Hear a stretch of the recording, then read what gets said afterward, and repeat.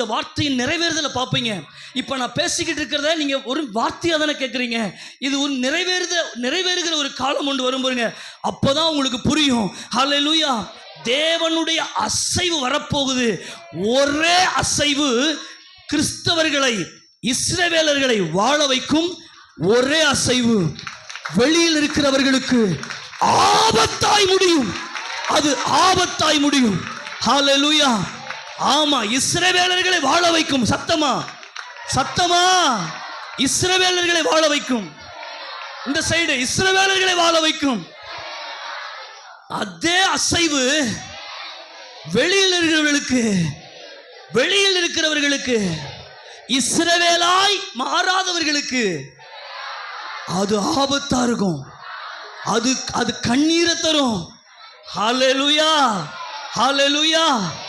ஓ, புரியுதா உங்களுக்கு?